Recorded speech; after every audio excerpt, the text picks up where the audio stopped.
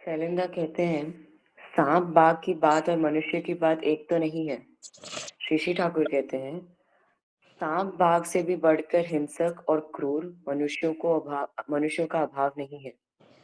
मनुष्य का चेहरा लेकर जन्म लेने पर ही मनुष्य मनुष्य होता, तब तो कोई बात ही नहीं थी।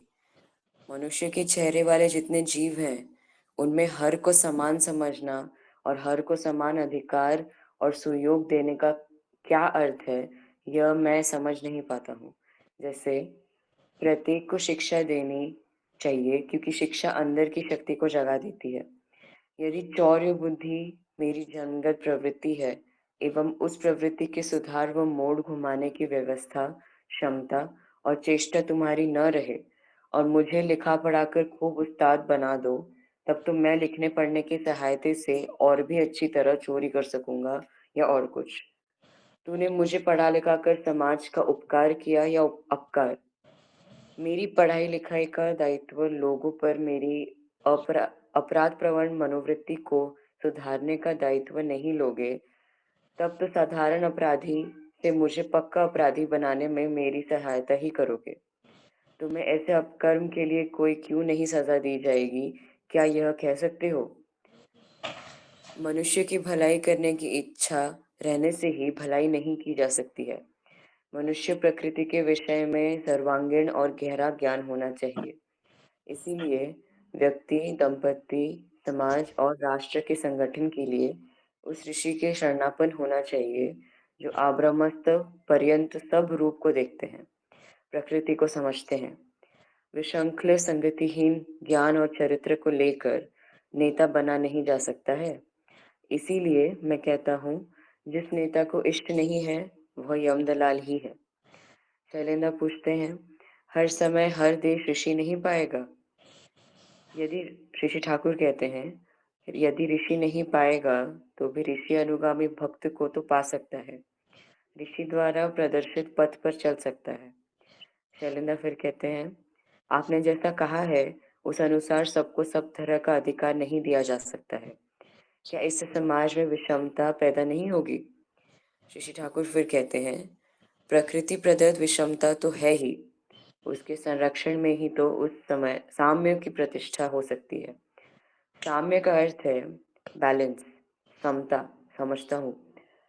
संसार में जितनी नारियां हैं, पुरुष के साथ उनके सम अधिकार की मांग को कबूल कर यदि भगवान रातों रात उन्हें पुरुष के रूप में परिणत कर दें, तो कैसी अवस्था होगी यह देखो। क्या उसमें नारियों को सुख मिलता, या वे वही चाहती हैं? यदि भगवान समान अधिकार की मांग को टू इट्स फुलेस्ट एक्सटेंट मंजूर कर दें, जितना वे चाहती हैं या कल्पना करती हैं, उससे कहीं अधिक बढ़ाकर तो देखोगे, उनके संसार में हाहाकार मच जाएगा।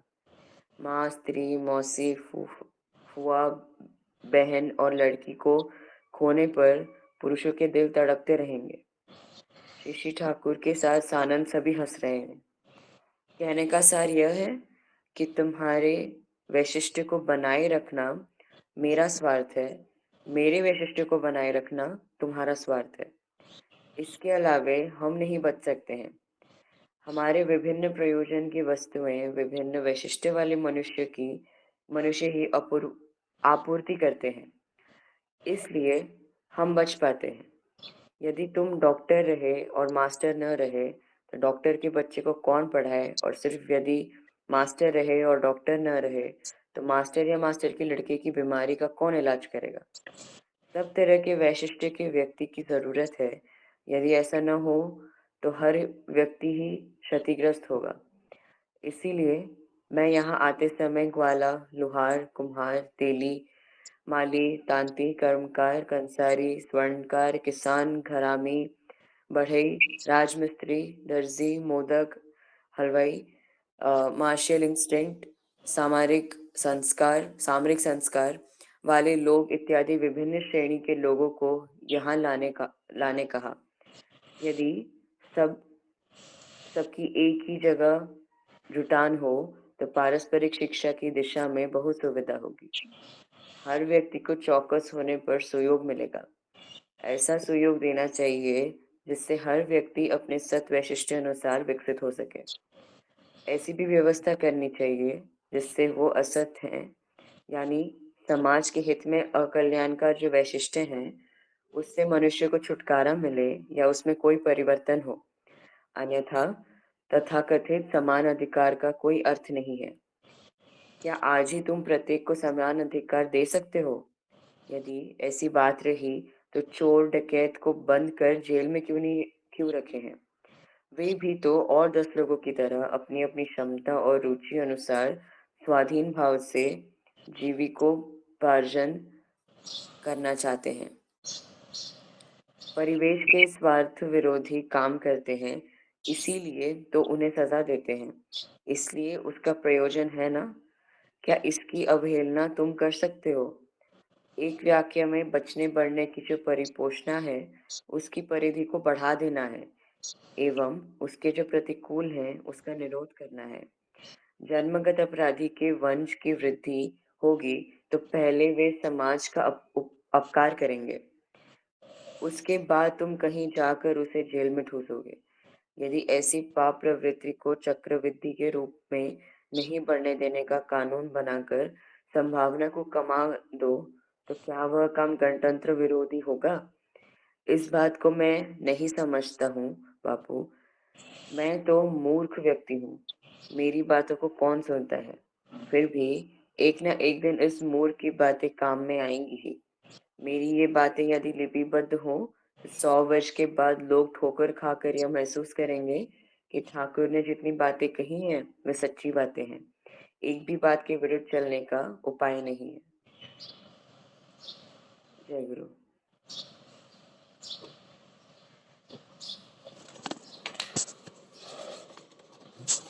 जय गुरु। आज का विषय वस्तु श्री बहुत अच्छे से पढ़े। ये जो भी आज लोग नया ज्वाइन किए हैं, मैं थोड़ा संक्षेप में बता देता हूँ। इसके बाद मनीष दा एंड मनोरंजन दा वो आलोचना रखेंगे। ये जो विषय वस्तु हम लोग आलोचना कर रहे हैं 4 दिन, हाँ 4-5 दिन हो गया, तो इसका संदर्भ में ये जो क्वेश्चन श्री ठाकुर जी को किया गया था, ये सांप बाघ की बात और मनुष्य की बात एक तो नहीं है। जैसे पहले जो डिस्कशन हुआ था, वो डिस्कशन में ऐसा था जे मनुष्य का जो व्यक्तिगत स्वाधीनता और सामूहिक स्वाधीनता, उसमें जो उदाहरण दिए थे श्री ठाकुर जी, एक बढ़िया सा उदाहरण, जे जब कोई अपराधी प्रवण लोग जो रहते हैं समाज में, उनका परिवारवाद, उनका बेटा भी अपराध है, उसका बेटा भी अपराध है, तो उनको श्री ठाकुर जी बोलते हैं कोई लॉ कानून प्रचलन करके उनका विवाह प्रथा को बंद करने के लिए। और उसमें सपोज कहीं कोई विवाह करवा देता है भी, और श्री ठाकुर जी बोलते हैं उनको प्रेरित करके उनका संतान कैसे नहीं हो, ऐसे बातें करने के लिए। तो ये बातें श्री ठाकुर जी का बातें को सुन के कल शैलेंद्र एक क्वेश्चन किए थे, जे ऐसे करेंगे तो लोग तो फिर हट्टगोल मतलब स्ट्राइक कर देंगे, बोलेंगे व्यक्तिगत स्वाधीनता के ऊपर आप मेरा फ्रीडम है, ये आप मेरे को ऐसे रेस्ट्रिक्शन कर नहीं सकते हो, और मेरा जो व्यक्तिगत अधिकार है वो स्वाधीनता है, आप हस्तक्षेप कर नहीं सकते हो आज पर लॉ, संविधान के हिसाब से। ये श्री ठाकुर जी के बढ़िया सा उदाहरण दिए थे। जे उदाहरण ये था, जे कभी बाघ मनुष्य को खा जाता है कि सांप दंशन करता है, तो मनुष्य क्या करता है? मनुष्य उसको मार देता है। क्या ये जो गुट है सांप और बाघ, कल एक मिलित होकर बोलेंगे जे आप मेरा व्यक्तिगत स्वाधीनता को हस्तक्षेप कर रहे हो, क्या मनुष्य ये बातें सुनेगा? तो ये दुष्ट चरित्र व्यक्ति प्रवण जो लोग हैं, उनको रेस्ट्रिक्शन करने के लिए जेल का व्यवस्था है। यही बातें के संबंध में जो क्वेश्चन शैलता किए हैं, जे सांप और बाघ की बात और मनुष्य की बात एक ही तो नहीं है। इसी संदर्भ में श्री ठाकुर जी क्या बोले हैं, चलो हम लोग मनीष दा से ये बातों सुनते हैं। मनीष दा आलोचना रखिए। जय गुरु। मेरी आवाज सुनाई दे रही ना? जी आवाज आ रहा है। ये जो चर्चा चल रही है यहाँ सवाल जो आया, शैलेंद्र ने सवाल किया है कि तब तो सॉरी, शैलेंद्र बोल रहे सांप बाघ की बात और मनुष्य की बातें एक तो नहीं है। मतलब सांप और बाघ, जहाँ सांप मनुष्य को काटता है या बाघ मनुष्य को खाता है, तो उनको हम मार सकते हैं या पकड़ सकते हैं, तो उसमें हमको कोई मतलब लॉ में अटका नहीं पाएगा। लेकिन जहां मनुष्य की बात आई, मनुष्य के अंदर कोई सांप और बाघ जैसा प्रवृत्ति है, तो हम उनको कैसे रोक सकते हैं? तो उसी के लिए तो उनको, ऐसी प्रवृत्ति के लोगों को जेल में रखने का प्रावधान है। ठाकुर जी बोल रहे सांप बाघ से भी बढ़कर हिंसक और क्रूर मनुष्य का अभाव नहीं है। मनुष्य का चेहरा लेकर जन्म लेने पर ही मनुष्य मनुष्य होता है, तब तो कोई बात ही नहीं थी। यही बात है। देखिए, मनुष्य मनुष्य के जैसा बर्ताव नहीं करता है वो, और सांप और बाघ जैसा क्रूर या उससे भी ज्यादा क्रूर कभी कभी हो जाता है। हमारे बहुत सारे मतलब इतिहास में ऐसे उदाहरण है जहां मनुष्य को मारने के लिए कितना कुछ, मतलब इसको जेनोसाइड भी बोल सकते हैं। अभी जैसे हिटलर ने लाखों लाखों लोगों को मरवा दिया था। मिडल ईस्ट में जो सद्दाम हुसैन, तो उसका भी चरित्र ऐसा था। तो ये मनुष्य के रूप में, मनुष्य के चेहरे में जो है हिंसक, जैसे बाघ भालू जैसे है, उस तरह का कैरेक्टर उनके अंदर है। मनुष्य के चेहरे वाले जितने जीव है, उनमें हर को समान समझने और हर को समान अधिकार और सुयोग देने का क्या अर्थ है, यह मैं समझ नहीं पाता हूँ। जैसे प्रत्येक को शिक्षा देनी चाहिए, क्योंकि शिक्षा अंदर की शक्ति को जगा देती है। अभी यहाँ पर एक और बात, बहुत बड़ी जो बात है आ रही है, यदि चौर्य बुद्धि मेरी जन्मगत प्रवृत्ति है एवं उस प्रवृत्ति के सुधार व मोड़ घुमाने की व्यवस्था, क्षमता और चेष्टा तुम्हारी न रहे और मुझे पढ़ा लिखा कर खूब उस्ताद बना दो, तब तो मैं पढ़ने लिखने से की सहायता से और भी अच्छी तरह चोरी कर सकूंगा या और कुछ। यहाँ पर एक ठाकुर जी एक बड़ा क्वेश्चन मार्क यहाँ पर रख रहे हैं कि बहुत सारे लोगों की ऐसी भावना रहती है कि मैं समाज के जो गरीब तबके के बच्चे हैं या फिर मतलब जो इतने प्रिविलेज्ड नहीं है, तो उनको मैं पढ़ा लिखा दूं, तो वो एक तरह का दान है। तो मनुष्य के अंदर एक समाज के लिए कुछ करने की एक मूल प्रवृत्ति रहती है, लेकिन उस मूल प्रवृत्ति को मतलब उसको भुनाने के चक्कर में, अगर इस तरह के जो व्यक्ति है उनको अगर पढ़ा लिखाया जाए, उनके लिए कुछ व्यवस्था किया जाए, तो उसके अंदर जो मूल जो पाप प्रवृत्ति है वो तो और अच्छे तरीके से वो कर पाएगा पढ़ने लिखने के बाद। यहाँ पर ठाकुर जी बोल रहे, तूने मुझे पढ़ा लिखा कर समाज का उपकार किया या अपकार? मेरी पढ़ाई लिखाई का दायित्व लोगे पर मेरी अपराध प्रवण मनोवृत्ति को सुधारने का दायित्व नहीं लोगे, तब तो साधारण अपराधी से मुझे पक्का अपराधी बनाने में मेरी सहायता ही करोगे। तुम्हें ऐसे अपकर्म के लिए क्यों नहीं सजा दी जाएगी, क्या यह कह सकते हो? तो यहाँ पर ये एक बहुत ही इम्पोर्टेंट पॉइंट यहाँ पर ठाकुर जी ने उद्धृत किया है, और इसीलिए बोला जाता है बहुत अनेक तरह के दान होते हैं, जैसे गोदान होता है, अन्न दान होता है, कपड़ा कोई दान करते हैं, कोई पैसे का दान करते हैं, कोई घर देते हैं, बहुत तरह का दान होता है। लेकिन सबसे जो महत्वपूर्ण और जो उत्कृष्ट दान जिसको बोला गया है वो है धर्मदान।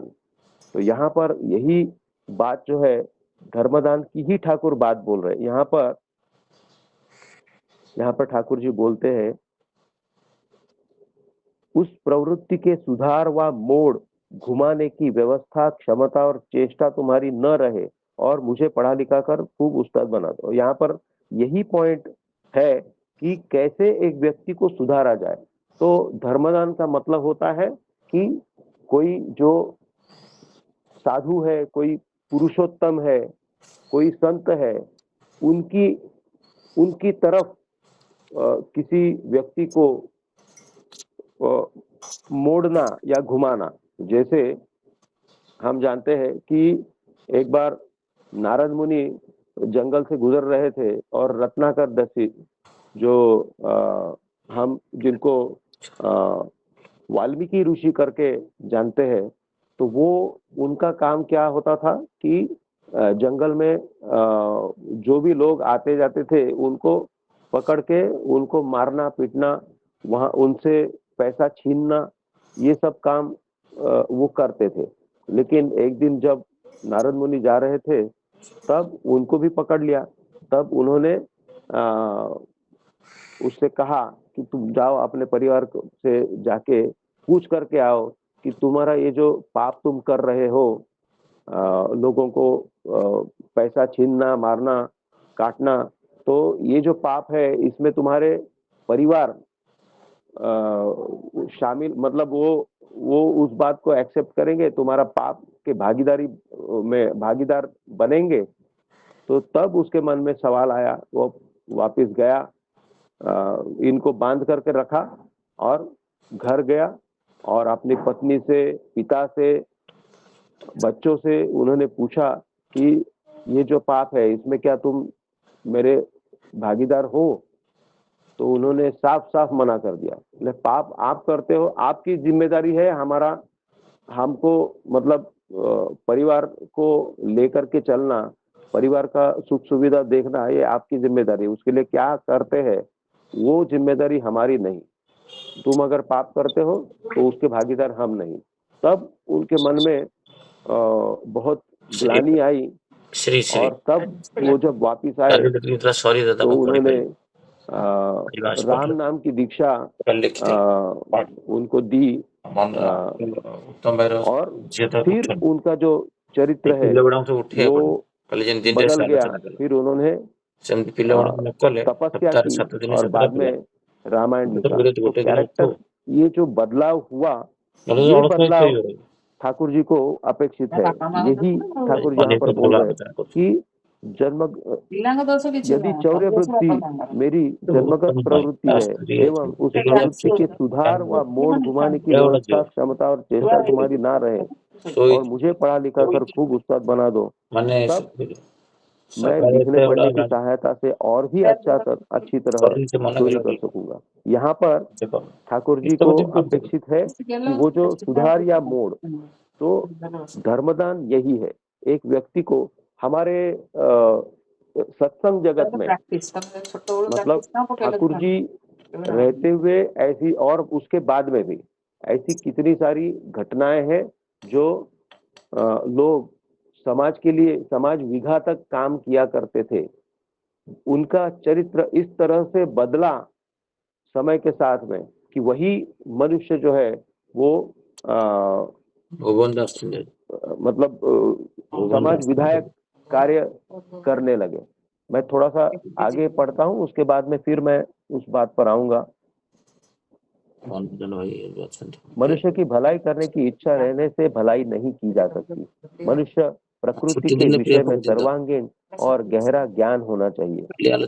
मनुष्य प्रकृति के विषय में सर्वांगीण और गहरा ज्ञान होना चाहिए। इसलिए व्यक्ति, दंपति, समाज और राष्ट्र के संगठन के लिए उस ऋषि के शरणापन्न होना चाहिए जो आप ब्रह्म स्तंभ पर्यंत सब रूप को देखते हैं।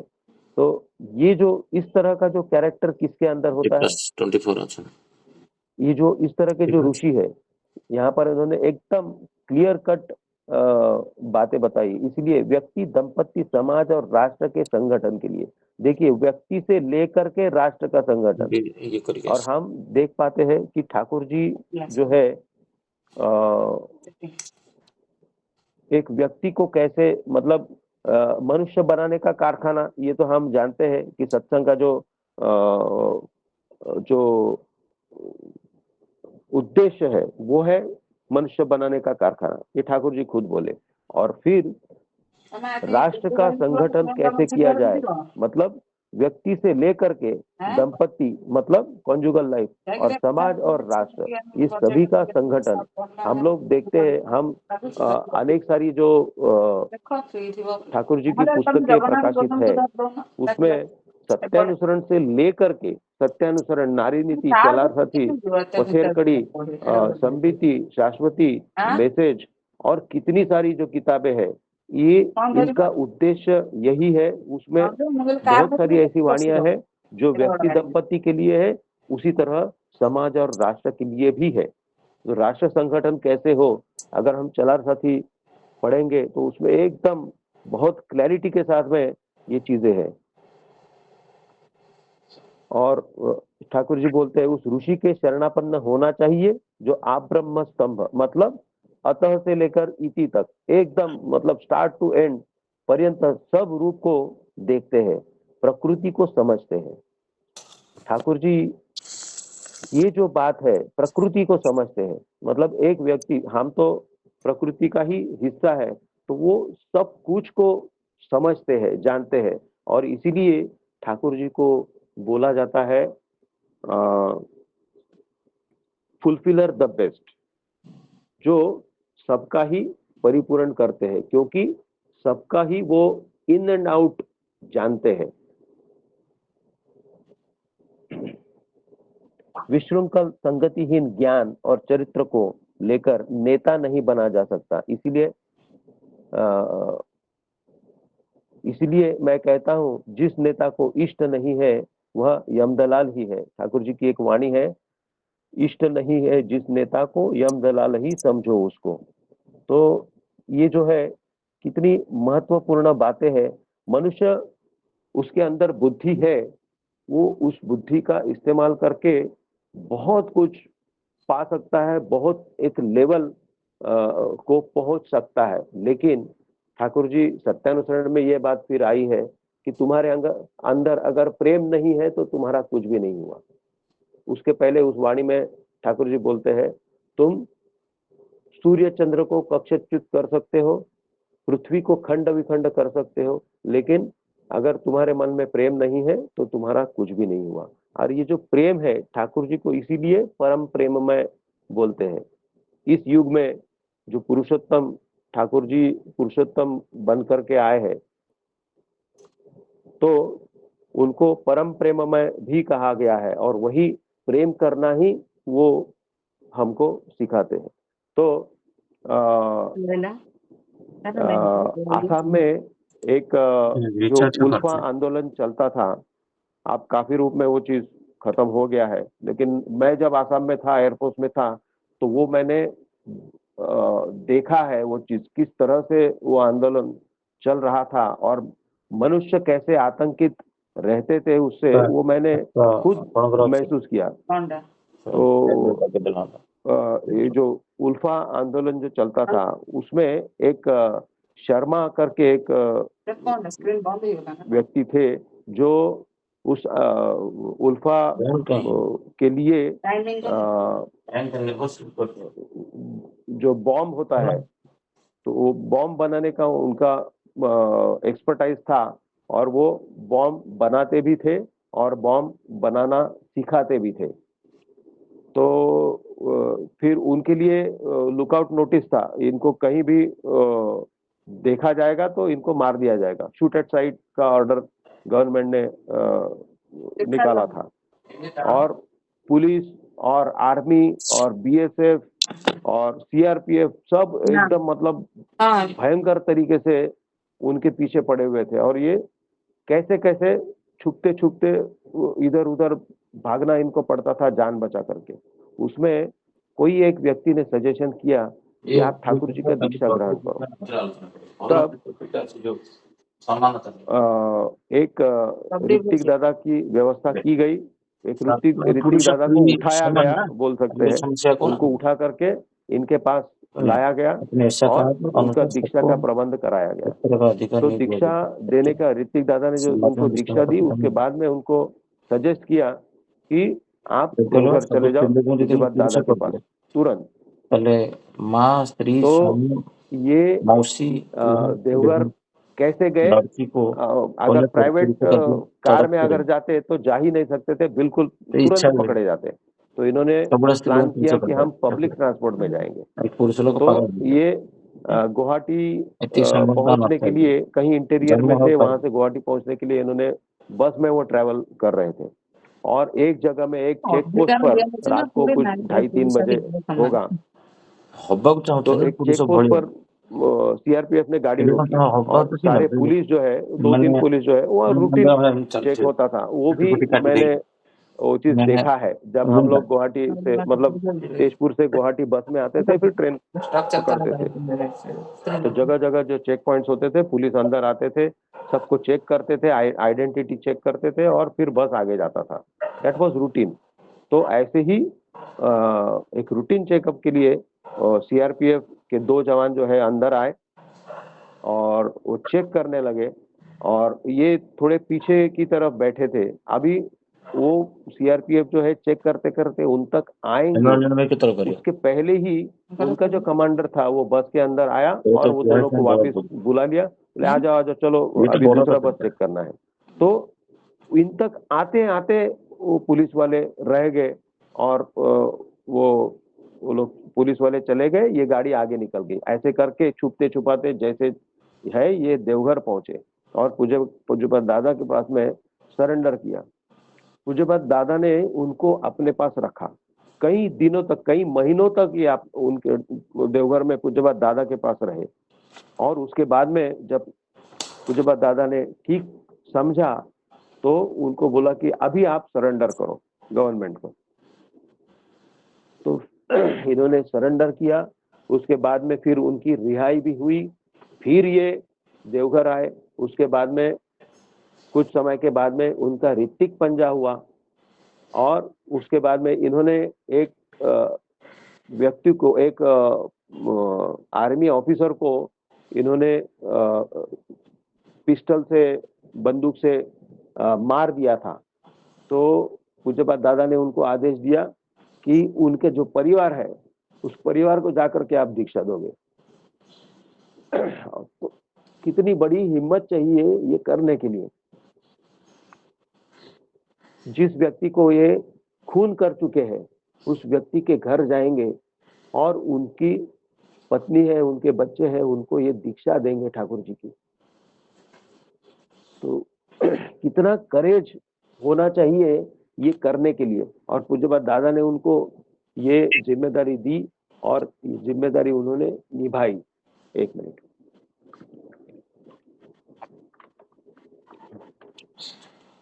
तो मनुष्य का चरित्र किस तरह से, यहाँ पर जो बोलते हैं, उस प्रवृत्ति के सुधार व मोड़ घुमाने की व्यवस्था, क्षमता और चेष्टा तुम्हारी ना रहे। तो यहाँ पर वो क्षमता ठाकुर जी की है, हमारे जो आचार्य देव उनकी वो क्षमता है, उनकी व्यवस्था भी उस तरह की है और वो चेष्टा भी उस तरह की करते हैं।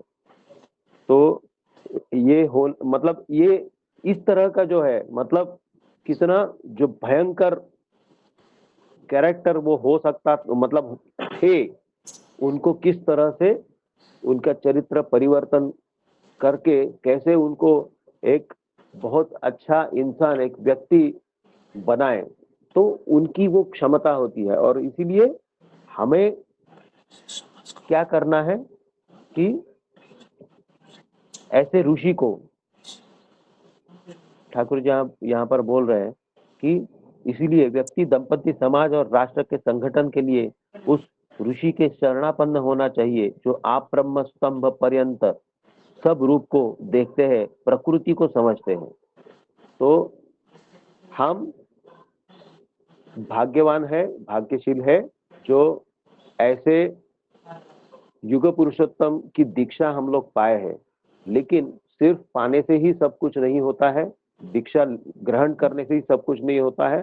जो जो बोला गया है वो मतलब एकदम निष्ठा के साथ में उस चीज को हमको करना होगा, लगे रहना होगा, तभी हमारे चरित्र के अंदर भी उस तरह का परिवर्तन आएगा। तो यहाँ पर मैं मेरा जो वक्तव्य है मैं शेष करता हूँ। आगे शशिकांत भाई, ओवर टू यू।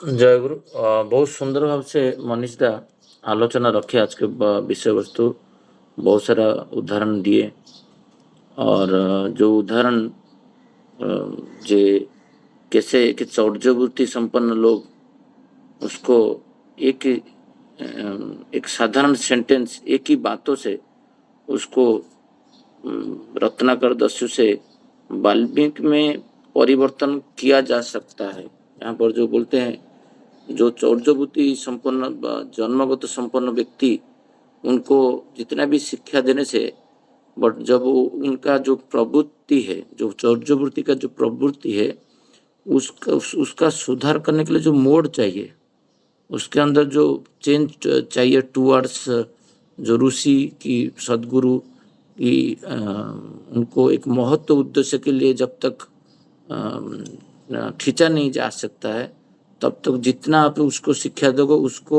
वो शिक्षा उसका चौर्यवृत्ति उसको और उपाय मिल गया। जे आजकल देखोगे जो चौर्यवृत्ति संपन्न व्यक्ति जन्मगत रहेगा, बड़ा बड़ा कलेक्टर का जो रेड होता है, करोड़ों में संपत्ति वो चोरी करके राजस्व खा जाते हैं, तो उनके अंदर वो इनबिल्ड है और उनको कोई कभी प्रयास नहीं किया है उसको सदगुरु के साथ कि ऋषि के साथ ज्वाइंट कर देने के लिए। बहुत सारा उदाहरण मनीषता दिए और बहुत अच्छे से आज ये प्रसंग को प्रयास किए हैं हमको समझाने के लिए और बहुत बढ़िया लगा उनका बातें आज। और मैं मनोरंजन के भाई को बोलूँगा जे नेक्स्ट जो प्रसंग है, जे जो जितना भी लोग हैं दुनिया में उनको समान अधिकार नहीं देने के लिए श्री ठाकुर जी जो बातें रखे हैं, जे सबका अधिकार समान नहीं होता है और उससे समाज में कैसे डिस्टर्बेंस आएगा कि नहीं आएगा। शैलेंद्र का जो डाउट था, तो ठाकुर जी जो बातें इधर रखें, तो आपको मैं बोलता हूँ आप थोड़ा आलोचना रखिए। मनोरंजन था। जय गुरु, जय गुरु। बहुत ही सुंदर विषय चल रहा है। मनीष दा बहुत अच्छे से पहले जो स्टांजा था उसको समझा है। तो ये जो बात चल रहा था ठाकुर जी का, जो कल का जो टॉपिक था उसका कंटिन्यूएशन था।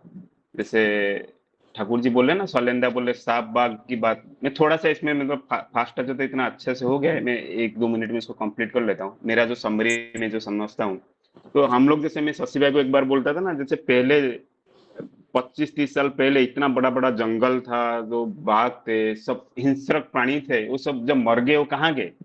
जैसे हम लोग गीता में पढ़ते थे आत्मा तो कभी मरता नहीं, तो वो सब सोचोगे ना, वो लोग सब मनुष्य रूप में बढ़ गया है। जैसे मनुष्य का अगर इंडिया की बात करता हूँ, 1947 में 40 करोड़ लोग थे, आज 120 करोड़ लोग हैं। तो यही आत्मा डिफरेंट डिफरेंट रूप में आते हैं। ठाकुर जी के यही बोलते हैं, मनुष्य का चेहरा लेकर, मतलब ठाकुर जी की बात है, मनुष्य का चेहरा लेकर जन्म लेने पर ही मनुष्य मनुष्य होता है, तब तक कोई बात नहीं थी। मनुष्य के चेहरे वाले जितने जीव है, मतलब ऐसा ही है। जैसे ठाकुर जी की वाणी आप कैसे समझते हो, बहुत सारा जीव भी मनुष्य के रूप लेकर आते हैं। जब बहुत सारा जीव आए, उनका जो इंस्टिक्ट था, आत्मा का जो इंस्टिक्ट था, जैसे कोई शेर का था, ये था, तो उसी इंस्टिक्ट में आए हैं।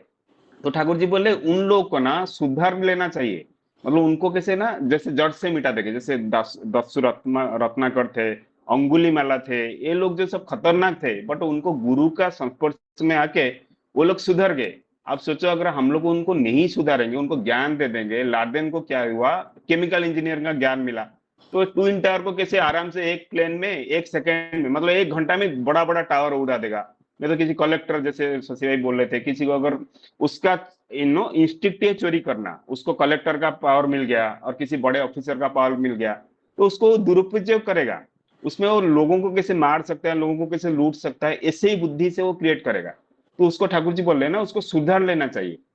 तो फिर जब नेक्स्ट स्टांजा में आता हूँ, नेक्स्ट में शैलेंद्र पूछ रहे हैं, तो फिर जैसे पूछ रहे हर समय, तो ठाकुर जी बोल रहे तो कौन सुधारेगा? सुधारेगा ही जो जो ऋषि है, जो आप ब्रह्मास्त्रम पर्यंत सब रूप को देखता है, जो गुरु है, जो ठाकुर भगवान है, तो जो देखते हैं ना वही सुधार सकते हैं। तो नेक्स्ट क्वेश्चन कंपल्सरी आएगा, शैलेंद्र पूछ रहे हर समय हर देश में ऋषि कहाँ पाओगे? तो सेम क्वेश्चन भगवत गीता में भी आप देखोगे, श्री कृष्ण जी को अर्जुन पूछ रहे थे, मतलब हर टाइम तो ऋषि नहीं मिलेंगे, तो फिर संसार का क्या होगा?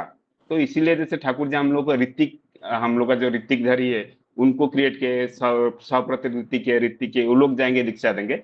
सेम भगवान श्री कृष्ण भी समझा रहे थे गीता में। मैं थोड़े बहुत तो पढ़ता हूँ कभी कभी, तो मेरे को श्लोक याद आ गया वहां पे। आप अगर देखोगे ना, जैसे 4:34, जैसे 18 स्कंद है, चतुर्थ स्कंद में 34 श्लोक में क्या बोले ना, तत्विद्धि प्रणिप्रातेन परिप्रसेन सेवया उपदेश्यन्ति ते ज्ञानं ज्ञानी न तत्वदर्शिनः। जो तत्वदर्शी महापुरुष है उन लोग के पास है, उन लोग को पास जा, उन लोग को सेवा कर। तो ठाकुर जी यही बोल रहे, यदि ऋषि नहीं पाओगे तो भी ऋषि अनुगामी भक्त को तो पा सकते हो। जो ऋषि अनुगामी भक्त है, जो भगवान को जानते हैं, जो भगवान को समझते हैं, वो जो अनुगाम भक्त है, एग्जैक्टली भगवान श्री कृष्ण यही बोल रहे 4:34, आप सर्च कर सकते हैं 4:34 दो में। लोग चले गए, तो यही बोले जो ऋषि अनुगामी भक्त है उनके पास जा सकते दो हो, नहीं तो और वो खाली तुम्हें मार्ग दिखाएंगे, जगह उसी भाई तरह विकास है प्रदर्शित ना, पथ पर चला सकते हैं। कि तो क्या शैलेंद्र ऑप्शन फिर देते नेक्स्ट क्वेश्चन बोल हमें रहे हैं, मतलब शैलेंद्र का जो बंधना क्वेश्चन है इसलिए धीरे नुआ धीरे धीरे प्लाट धीरे जैसे आया, तो फिर हम बसंतर लोग अगर किसी सुकुमार बस करेंगे, इसको चला पत्र सेपरेट कर दीपक देंगे, मंडल मतलब इसको अगर उनके जयराम एग्नेस्ट में सौकर मतलब ठाकुर जी क्या मंटू बोले ना, कुमारी उनको जड़ से सुधार दो। प्रिया शैलेंद्र प्रकट बोले उनको कुटुंब अगर हम मंदिर ऐसे करेंगे जैसे एलिना गणतंत्र पांडे है यहाँ पे, संगीत साहब तो वो लोग फिर अपना रत्नम एक पेड़ा एक श्रद्धांजलि मोर्चा जनता निकालेंगे, अपना एक क्लान श्री बना देंगे, पात्र वो तो फिर गलत हो जाएगा। सब तो बोलते हैं सबको समान अधिकार चाहिए, ठाकुर जी यही बोल रहे। शैलेंद्र में क्वेश्चन बोल रहा था, आपने जैसे कहा है उस अनुसार सबको सब तरह का अधिकार नहीं दिया जा सकता है, क्या इससे समाज में विषमता पैदा नहीं होगी? विषमता मतलब वो लोग फिर कंप्लेन करेंगे, एक मोर्चा निकालेंगे, ये करेंगे, मतलब सिविल, जैसे सिविल वार हो जाता है, नो, ये इम्बैलेंस नहीं हो जाएगा? ठाकुर जी क्या बोले, प्रकृति प्रदत्त विषमता तो है, मतलब प्रकृति प्रदत्त, प्रकृति सबको समान नहीं बनाया, सबको समान नहीं बनाया। मुझे जो बनाया, नारी को जैसे पुरुष को जैसे बनाया, नारी को जैसे बनाया, क्रिएचर को जैसे बनाया, इवन मुझे जो बनाया, मेरा भाई को ऐसे नहीं बनाया, मेरा बहन को ऐसे नहीं बनाया, तो प्रकृति प्रदत्त विषमता तो है। उससे संरक्षण में ही तो उस साम्य की प्रतिष्ठा हो सकती है। साम्य का अर्थ है बैलेंस, समझता हूँ, जो बैलेंस है संसार में जितनी नारियां हैं, जैसे कोई नारियां बोलते हैं ना, हम लोग के ऊपर अत्याचार होता है, ये होता है, तो उनको अगर भगवान पुरुष जैसे बना दे, सबको पुरुष बना दे, ऐसे ठाकुर जी बोल रहे संसार में जितनी नारियां है, पुरुष के साथ उनके सम अधिकार की मांग को कबूल कर दिया जाए, यदि भगवान रातों रात उन्हें पुरुष के रूप में परिणत कर दे, तो कैसी अवस्था होगी? तो ये देखो ठाकुर जी उनको बोल रहे, और सब नारी को अगर वो बोलते हैं नहीं हमको भी पुरुष का अधिकार चाहिए, तो उनको अगर रातों रात पुरुष बना देंगे तो क्या होगा? नारी ही नहीं रहेंगे। तो नारी क्या, उसमें नारियों का सुख मिलने, या वे वही चाहते, वो ठाकुर जी बोले कि या वो ही चाहते कि नारी अपना इंस्टिंक्ट ही भूल जाए, वो पुरुष ही पूरा बन जाए। यदि भगवान समान अधिकार की मांग को फुलेस्ट एक्सटेंट मंजूर कर दे, जितना भी चाहती है वो कल्पना करती है, उससे कहीं अधिक बढ़ाकर, तो देखोगे उनके संसार में हाहाकार मच जाएगी। वही सही बात है, सबको सब चाहिए। मैं मेरा इंस्टीट्यूट सर भगवान के पास मानता हूँ, तो शशि भाई अपना इंस्टीट्यूट के पास मांगे, साथ मांगेंगे, सारा जीव अपना जो इंस्टीट्यूट है वैशिष्ट है, उसी से हिसाब से ठाकुर के पास अर्जी लगाएंगे, भगवान के पास अर्जी लगाएंगे, और भगवान अगर सबका अर्जी मंजूर कर देंगे तो संसार में हाहाकार मच जाएगा, क्योंकि सबका मांग ही अलग है। मेरा मांग ये है, जो मेरा मांग जो है ना, दूसरे, मैं चाहता हूँ कि सब लोग मालिक बन जाए, सब एंटरप्रेन्योर बन जाए। तो सब एंटरप्रेन्योर बन जाए तो काम कौन करेगा? खेती में खेती कौन उगाएगा? तो लोगों को खाना नहीं मिलेगा, लोग मर जाएंगे। तो इसी हिसाब से होता है, तो सबको सब जो है ना वैशिष्ट के अनुसार भगवान ने पावर दिया है, और सब फुल कर देंगे, भगवान फुलफिल कर देंगे सबका वैशिष्ट, देने संसार में हाहाकार मच जाएगा। ठाकुर जी यही समझा रहे हैं। जो जितने भी चाहती है वो कल्पना करते उससे कहीं अधिक बढ़कर, तो देखोगे उनके संसार में हाहाकार मच जाएगी। और ठाकुर जी जैसे एग्जाम्पल बोले, सारा नारियां अगर मांगेगे मुझे नहीं सेम अधिकार चाहिए जो पुरुष को मिल रहा है, और पुरुष को देख के अगर वो बोलेंगे नहीं हम लोग नीचे है, हमको और थोड़ा उठना चाहिए, तो ठाकुर जी हमको सब पुरुष के जैसे बना दो, तो ऐसे करेंगे तो ठाकुर जी एक मजाक में बोले कि माँ, स्त्री, मौसी, फुआ, बहन और लड़की को खोने पर पुरुष का दिल तड़पते रहेंगे। ठाकुर जी मजाक में बोले, मतलब अगर वो लोग नहीं रहेंगे तो इतना जो रिलेशनशिप है, इतना जो प्यारा इमोशन है नारियों के साथ, तो कुछ नहीं रहेगा। तो श्री श्री ठाकुर के साथ सानंद सभी हंसने रहे थे। कहने का सार यही है कि तुम्हारी वैशिष्ट को बचाने बनाने रखना मेरा स्वार्थ है, मेरी वैशिष्ट को बनाने रखना तुम्हारी स्वार्थ है। तो ठाकुर जी बोले ना, ये संसार में हम लोग जो आए ना, ये दोनों दोनों को परिपूरक करना। मेरा जो वैशिष्ट है, मेरा गुरु भाई का जो वैशिष्ट है, मेरा फैमिली का जो वैशिष्ट है, सबका वैशिष्ट कैसे उन्नति हो, राइट। ऐसा नहीं कि सब एक जैसे हो जाओ, ठाकुर जी बोले। इसके अलावा हम नहीं बच सकते, हमारे विभिन्न प्रयोजन की वस्तुएं विभिन्न वैशिष्ट वाले मनुष्य की आपूर्ति करते हैं, इसलिए हम बच पाते हैं। यदि सिर्फ ठाकुर जी बोले, देखिए सब वैशिष्ट कैसे सबके ऊपर डिपेंडेंसी है। ठाकुर जी बढ़िया से एग्जाम्पल नेक्स्ट में दे रहे हैं, मैं उसको समझा रहा हूँ। यदि सिर्फ डॉक्टर रहे और मास्टर ना रहे तो डॉक्टर के बच्चे को कौन पढ़ाए, और सिर्फ यदि मास्टर रहे तो डॉक्टर नहीं रहे तो मास्टर है, मास्टर के लड़के को बीमारी का कौन इलाज करेगा। जैसे हम लोग बोलते हैं ना, ये प्रोफेशन अच्छा है, सब डॉक्टर बन जाए, मतलब सब जैसे सबको सोचते हैं कि मेरा बेटा डॉक्टर बन जाए, डॉक्टर बन जाए।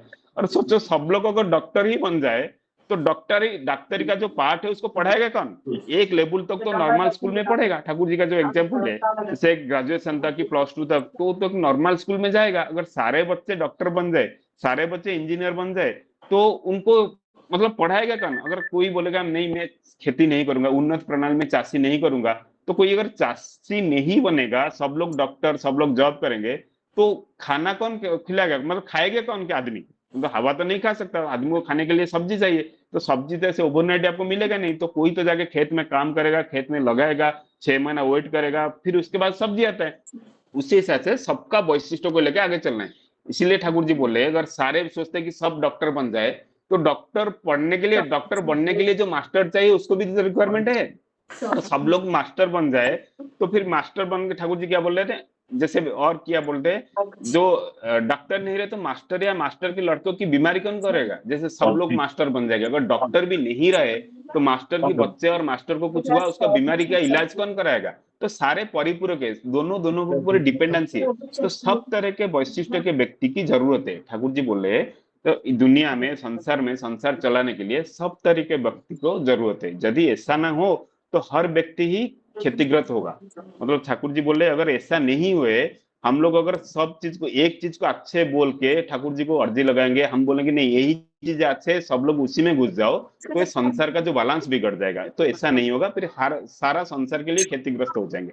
इसलिए मैं यहाँ, ठाकुर जी बोले जो आश्रम में जो बनाते थे ना, इसलिए मैं यहाँ आते समय ग्वाला, लुहार, कुंभार, तेली, माली, तंती, कर्मचारी, कर्मकार, कंसारी, स्वर्णकार, किसान, घरामी, बढ़ाई, राजमिस्त्री, दर्जी, मोदक, मार्टियल इंस्टिक, मतलब जो जो सारे प्रभु जो जो है, सारे वैशिष्ट अनुसार जो लोग है, तो जो जो अपना कर्म को लेके चलते हैं, ठाकुर जी बोले ऐसे एक जो एक कम्युनिटी, ठाकुर जी सत्संग कम्युनिटी बना रहे थे ना, तो सारे सब टाइप का वैशिष्ट अनुसार लोग वहां पे रखते थे। तो जो अपना अपना कर्म में निपुण है, कोई जैसे तेली है, कोई ग्वाला है, मतलब कैसे गाय का पालन अच्छा होगा, लुहार है, कुंभार है, तेली है, माली है, मार्शल आर्ट है, जैसे हम लोग बहुत सारे सामुराई की जापानीज टेम्पल में देखते थे ना, वहां पे मार्शल आर्ट भी अच्छे सीखते हैं अपना सेल्फ प्रोटेक्शन के लिए। तो वो बैलेंस भी सीखते थे। मार्शल आर्ट भी ठाकुर जी यहाँ पे दिए है, सामरिक संस्कार वो भी सीखना चाहिए। तो सारे प्रवृत्ति के लोग, सारा टाइप के लोग, वैशिष्ट के लोग लेके ना एक एक कम्युनिटी, अच्छा कम्युनिटी बनता है और अच्छा देश भी बनता है। ठाकुर जी एक छोटा सा एग्जाम्पल दे रहे हैं, सत्संग। तो वही मॉडल को अगर हमारा देश में आ जाए ना, जो अपना वैशिष्ट के अनुसार काम करते हैं, जैसे जो राम जी का, भगवान श्री राम का जो मूर्ति बना है, वो तो एक इंफोसिस में जॉब करता था, इंजीनियर करता था, बट उसका जो कौलिक वृत्ति था वो ये था, बड़े जो मूर्ति गढ़ने वाला था, मूर्तिकार था। तो धीरे धीरे अपना जो कौलिक वृत्ति में गया, तो कितना बढ़िया सा आइडल बनाता है, राम जी का बनाता है। तो ऐसे ही अपना अपना जो कौलिक वृत्ति है, अगर उसको हम थोड़ा, हम लोग जो पढ़ाई किए उसको लगा के उसमें और कैसे अच्छा कर सकते हैं, अगर ऐसे करेंगे ना, तो देश का ही भला होगा, संसार का ही भला होगा। ठाकुर जी बोले ऐसे ही कम्युनिटी बनता है। ठाकुर जी के एग्जाम्पल जो दिए है ना, ठाकुर जी जो चाहते हैं, जो सत्संग बनना चाहते हैं, सत्संग का जो जगत रहेगा, सत्संग के जगत में सारा वैशिष्ट के अनुसार के जो अच्छे लोग होते हैं, सारे वैशिष्ट के अनुसार लोग रहेंगे। तो जब लोग रहेंगे वो बहुत उन्नति होगा सबका। ठाकुर जी उसके बाद क्या बोले, इत्यादि विभिन्न श्रेणी के लोग को यहाँ लाने कहा। यदि सबकी एक जगह जुटाने तो पारस्परिक शिक्षा की दीक्षा में बहुत ही सुविधा होगी। ठाकुर जी बोले सबको अगर मैं एक साथ यहाँ पे जुटाऊंगा, जैसे पहले जो नालंदा यूनिवर्सिटी था, तो एक यूनिवर्सिटी के अंदर सारा शिक्षा दिया जाता था। पहले जो गुरुकुल था, ठाकुर जी जो यूनिवर्सिटी के बाद में बहुत बार बोले हैं, जो सांडली यूनिवर्सिटी ना, वो यूनिवर्सिटी ऐसे ही था। वो यूनिवर्सिटी में ओनली पढ़ाई क्या नहीं था, ओनली जो बुक रीडिंग हम लोग अभी यूनिवर्सिटी में पढ़ के आ रहे हैं, ओनली बुक जो पढ़ाई वही में था, तथाकथित पुस्तक में है, वही पुस्तक का ज्ञान लेके हम बाहर निकल रहे। बट हमको जो जो ज्ञान चाहिए, जो रियलिटी में जो ज्ञान चाहिए, संसार को कैसे चलाना, मनुष्य कैसे बनना, वो वाला ज्ञान कहीं भी नहीं सीखा जाता है। तो वो वाला जब ज्ञान नहीं सीखा जाता है ना, तो थोड़ा सा आदमी को किसी स्ट्रेस होता है, ये होता है, तो वो आदमी झेल नहीं सकता है। कभी सुसाइड कर रहा है, कभी मतलब डेथ हो जा रहा है, सडन डेथ जैसे हो जा रहा है। तो वो सारा चीज कहीं पे सीखा नहीं जा रहा है। ठाकुर जी बोले जो ठाकुर जी का जो यूनिवर्सिटी रहेगा, तो वहां पे सारा चीज का शिक्षा मिलेगा। ठाकुर जी यही बोले, ऐसे ही कम्युनिटी बोलेंगे, यदि सबकी एक जगह जुटाने को तो पारस्परिक शिक्षा का दिशा में बहुत ही सुविधा होगी। जो पारस्परिक शिक्षा मिल सकता है ना, उसमें बहुत ही सुविधा होगी। हर व्यक्ति को चौकस होने का सुजोग मिलेगा। ठाकुर जी बोले हर व्यक्ति को, हर व्यक्ति को, मतलब आज का जो व्यक्ति है ओनली बुक में जो लिखा है ना, अगर कोई सीए कर रहा है, जो अकाउंटिंग कर रहा है, कोई इंजीनियरिंग कर रहा है, तो बुक में जो लिखा है ना वही तक है। बट उसको कैसे समाज कल्याण में लगाए, समाज को कैसे आगे बढ़ाने के लिए लगाए, व्यक्ति का मतलब सुख साधने में कैसे लगाए ना, वो ज्ञान नहीं मिल रहा है। तो इसलिए बोल रहा है ना, अगर ऐसे सिचुएशन क्रिएट करा जाए जो हर व्यक्ति को सुविधा होगा पारस्परिक शिक्षा दिशा में, और हर व्यक्ति को चौकस होने का सुजोग मिलेगा, सब व्यक्ति को चौकस होने का सुजोग मिल सकता है। ऐसा सुजोग देना चाहिए जिससे हर व्यक्ति अपने सत वैशिष्ट अनुसार विकसित हो सके। ठाकुर जी बोले ऐसा सुजोग देना चाहिए, ऐसा कम्युनिटी क्रिएट होना चाहिए। इवन गुरु का भी रोल ऐसा होता है, जो ऋतिक का भी रोल ऐसा होता है, तो हर व्यक्ति को कैसे ना सुजोग देना चाहिए जिससे हर व्यक्ति अपने सत वैशिष्ट अनुसार विकसित हो सके। ऐसी भी व्यवस्था करनी चाहिए जिससे भी जो असत्य यानी समाज के हित में कल्याणकारी जो वैशिष्ट है, उससे मनुष्य को छुटकारा मिले या उसमें कोई परिवर्तन हो। ठाकुर जी बोल रहे हैं ना, यहाँ पे दोनों बात है। एक तो जो सत्य है उसको वैशिष्ट अनुसार कैसे विकसित हो, बट जो असत्य है, जो जैसे कुछ खराब आत्मा है और जो वो असत को वृद्धि करना चाहता है, कोई बम बनाना चाहता है, कोई केमिकल इंजीनियर करके टावर उड़ाना चाहता है, कोई लोगों को मारना चाहता है, तो उसको कैसे निरोध भी हो, वो भी शिक्षा देना चाहिए। राइट, ऐसे भी व्यवस्था करनी चाहिए जिससे जो असत्य है यानी समाज के हित में अकल्याणकारी जो वैशिष्ट है, उससे मनुष्य को छुटकारा मिल जाए, उसमें कोई परिवर्तन हो। अन्यथा तथाकथित समान अधिकार का कोई अर्थ नहीं है। ठाकुर जी बोले अगर समान अधिकार सबको दिया जाए, जो अकल्याणकारी है उसको भी, वो बोलेगा मेरे को भी, मैं भी इंसान हूँ, मैं मेरा जो कर्म है, मेरा कर्म है लोगों को मारना, मेरा भी एक कर्म है। जो सत्कर्म कर रहा है, जो अकर्म कर रहा है, वो बोलेगा मेरे को समान अधिकार दो, तो आप सोचो सिचुएशन संसार का क्या होगा, वो मारता जाएगा लोगों को। ठाकुर जी बोले ऐसा नहीं होना चाहिए। जो अकल्याणकारी है वो कैसे दब जाए, जो वैशिष्ट है उससे मनुष्य को छुटकारा कैसे मिले, उसमें कोई परिवर्तन हो। अन्यथा तथाकथित समान अधिकार का कोई अर्थ नहीं। क्या आज ही तुम प्रत्येक को समान अधिकार दे सकते हो? ठाकुर जी क्वेश्चन भी कर रहे कि उस टाइम जेल भी था, जेल क्यों हुए? जेल तो इसीलिए है, अगर सबको समान अधिकार मिल जाए तो लोग जो मर्डर कर रहा है, चोरी कर रहा है, तो चोरी बढ़ाएगा, तो इसलिए तो जेल है। उसका किसी जो प्रवृत्ति को दबाने के लिए जेल था। यदि ऐसी रहते थे, चोर डकैत का बंद करके जेल में क्यों रखे? ठाकुर जी उनको क्वेश्चन बोल रहे, जैसे वो क्वेश्चन कर दिए कि सबको तो समान अधिकार मिलना चाहिए, इंसान हो। ठाकुर जी बोले ऐसा तो नहीं है, आजकल भी है, जो चोर है, डकाती है, उनको तो जेल है इसलिए रखा है। वे भी तो और 10 लोग की तरह अपने अपनी क्षमता और रुचि अनुसार स्वाधीन भाव से जीविका अर्जन करना चाहते हैं। परिवेश के स्वार्थ विरोधी काम करने के इसलिए तो उन्हें सजा देते हैं, इसलिए इनका प्रयोजन है ना। ठाकुर जी उनको क्वेश्चन बोल रहे हैं। ठाकुर जी बोले वो भी तो अपना जैसे किसी को मारता है, कहीं पे चोरी करता है, करप्शन करता है क्या? अपना परिवार को पूछने के लिए, जैसे दस्यु रत्नाकर को बोलते थे। दस्यु रत्नाकर को समझाने के लिए नारद मुनि आए थे। तो ऐसे ही अगर हर जगह नारद मुनि अच्छे गुरु बन जाए, तो जो खराब प्रवृत्ति लोग हैं उनको चेंज कर सकते हैं। तो ऐसे जब दस्यु रत्नाकर को पूछा गया भाई किसके लिए कर रहा है ना, मैं मेरा परिवार के लिए कर रहा हूँ। तो जब परिवार के लिए कर रहा हूँ तो जाके नारद जी ने पूछा अपना परिवार को पूछ, जो पाप कर रहा है वो पाप का वो लोग भागीदारी बनेंगे क्या? तो वो जब पूछा अपना बीबी को, अपना परिवेश को, अपना माता पिता को, वो बोले नहीं, तुम्हारा कर्म तो तुम्हारा पाप कर्म तो तुम भोगोगे, हम लोग तो तुम उसी पाप कर्म से जो खिला रहे हो हम खा रहे। तो उसी से उनको चेंज हुआ कि नहीं, मेरा पाप जो भी मैं कर्म कर रहा हूँ उसका कर्मफल तो मुझे ही भोगना पड़ेगा। धीरे धीरे वो चेंज हो गए। तो इसी हिसाब से परिवेश में ना जो खराब लोग है उनको रोकना चाहिए। अगर नहीं रोकोगे, धीरे धीरे उनको बोलोगे कि नहीं अपना जो क्षमता है उनको भी समान अधिकार मिल जाएगा ना, वो परिवार का विनाश का हित में वो काम करेगा। इसीलिए इतना इसका प्रयोजन है कि क्या इसकी अवहेलना तुम कर सकते हो? ठाकुर जी क्वेश्चन पूछे। एक वाक्य में बचने बढ़ने की जो परिपोषण है उसकी परिधि को बढ़ा देना है एवं उसके जो प्रतिकूल है उसको निरस्त करना है। ठाकुर जी बोल रहे बचने बढ़ने के लिए जो प्रयोजन है उसका परिधि, उसका जो परिधि है उसको बढ़ाना है, और जो प्रतिकूल है जो उसको मतलब रोकना चाहता है, जो बचने बढ़ने का प्रतिकूल है मतलब बचने बढ़ना नहीं देता है, संसार को नष्ट करना चाहता है, उसको रोकना होगा।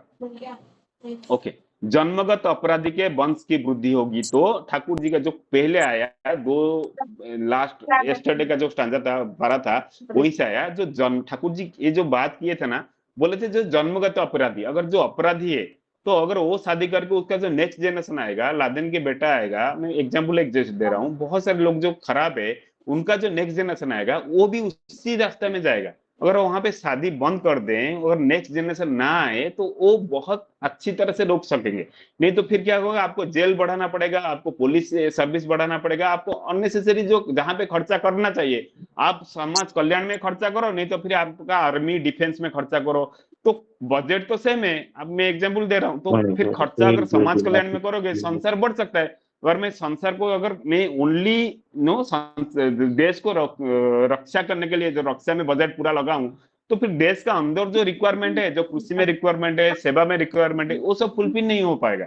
तो इसीलिए बोल रहा हूँ, ठाकुर जी क्या बोले ना, जन्मगत जो अपराधी है ना उनका वंश कैसे वृद्धि ना हो, वो चीज में समाज को करना पड़ेगा। अपराध पहले वो समाज का अपराध करेंगे, उसके बाद तुम कहा जो कहीं जाकर उससे जेल में घुसोगे। यदि ऐसी पाप प्रवृत्ति को चक्रवृत्ति के रूप में नहीं बढ़ने देने का कानून बनाकर संभावना को कम कर दो तो क्या वो काम गणतंत्र विरोधी होगा? इस बात को मैं नहीं समझता हूँ बापू। ठाकुर जी क्या बोले ना, पहले क्या है ना, उनको प्रश्रय दो, वो फिर वो अपना वंश विस्तार करेंगे, फिर बड़ा बड़ा क्रिमिनल बनेंगे, उनके बाद उनको जेल में डालो, जेल के डालने के लिए भी जेल में खर्चा है, वहां पे पुलिस सिक्योरिटी लगाओ, जेल क्रिएट करो, ये सब करो, वो सही है कि नहीं? पहले चक्रवृत्ति बना के उनका वंश विस्तार ही ना करो, वो पहले जड़ से मिटा दो, वो सही है। तो इस बात को ठाकुर जी बोले कि मैं विरोध नहीं समझता हूँ। ये गणतंत्र का विरोध कैसे हुआ?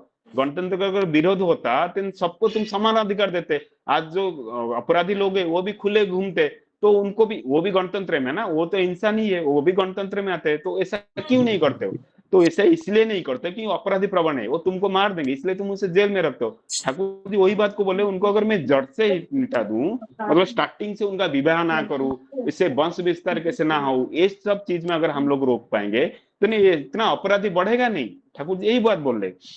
तो फिर क्या बोले, मैं तो मूर्ख, ठाकुर जी जैसे एग्जाम्पल है, मैं तो मूर्ख व्यक्ति हूँ, मेरी बातों को कौन सुनता है? फिर भी एक ना एक दिन इस मूर्ख की बात काम में आएगी। मेरी ये बात यदि लिपिबद्ध हो तो 100 वर्ष के बाद लोग ठोकर खाकर ये महसूस करेंगे कि ठाकुर ने जितनी बात कही थी वो सब सच्ची बात है। एक भी बात के विरुद्ध चलने का उपाय नहीं। आज का जमाने में जैसे ना एक ठाकुर जी स्वयं भगवान है, और ये सृष्टि ना अपने आप बैलेंस कर देती है। बहुत सारे देखोगे, बहुत सारे युद्ध होगा कि ऐसे ऐसे रोग आएंगे, बहुत सारे लोग मर जाएंगे, तो ये सृष्टि का बैलेंसिंग होता है। जैसे वो अपना जो खराब है वो बढ़ने नहीं देता है। तो ठाकुर जी बोल रहे हैं कि उसको, एक हम लोग जैसे बोल रहे हैं कि कलयुग है, कलयुग इसीलिए है कि बहुत सारे खराब लोग हैं, जो रेशियो होता है वो डिफरेंट डिफरेंट होता है। जैसे त्रेता युग था, त्रेता युग में भी खराब था। खराब अगर नहीं होगा, जहां पे राम जी भगवान है वहां पे तो जो दासी था उनका, ये जो कैकेयी के जो दासी था वो तो खराब प्रवृत्ति की थी, वो तो उसी महल में रहती थी। तो वहां पे जो रेशियो था ना, जो रेशियो था, मतलब अच्छे लोग ज्यादा थे, कम लोग, मतलब खराब लोग कम हुए। धीरे धीरे धीरे धीरे जब कलयुग हुआ है वो रेशियो बढ़ गया, अभी बहुत सारे खराब लोग हुए।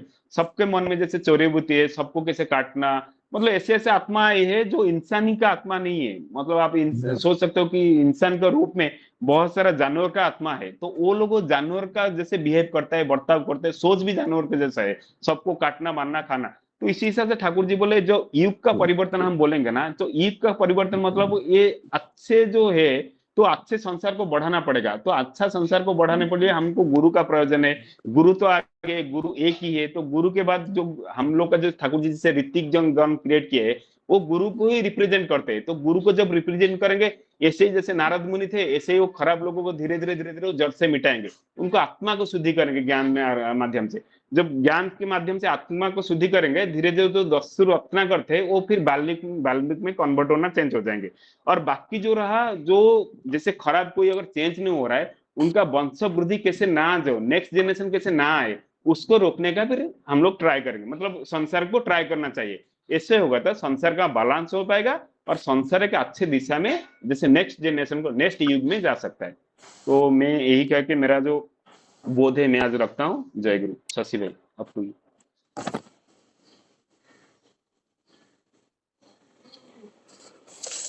जय गुरु। आज का विषय वस्तु मनोरंजन भाई बहुत खूब सुंदर से बहुत उदाहरण दे के समझाने के लिए प्रयास किए। बहुत सुंदर आलोचना मनोरंजन भाई की आज। और ये बातें जो श्री ठाकुर जी का है समान अधिकार को लेके, ये परिवेश में हमारा इम्प्लीमेंटेशन का टाइम है। परिवेश में ऐसे सुजोग हमको श्री ठाकुर जी देते हैं और उसमें हम जितना सहयोग कर पाएंगे तो उसका जो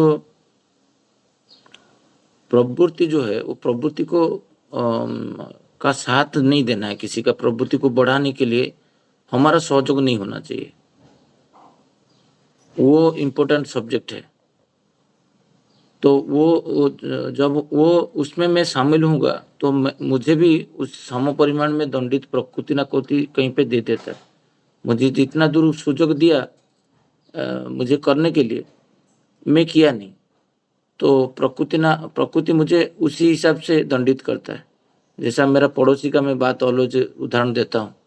बच्चे का संरक्षण के लिए उसका जो बुद्धि मोड चेंज किया, तो उसको जो घर पे वो सिगरेट पीता था, वो अभी जाके 2 साल 2.5 साल हो गया वो पी रहा है, बट एक एकांत में एक कहीं पे जाके पी रहा है, जिसमें परिवेश में मैं भी, मेरा बीबी और बच्चे परेशान होते थे, आज नहीं हो रहे।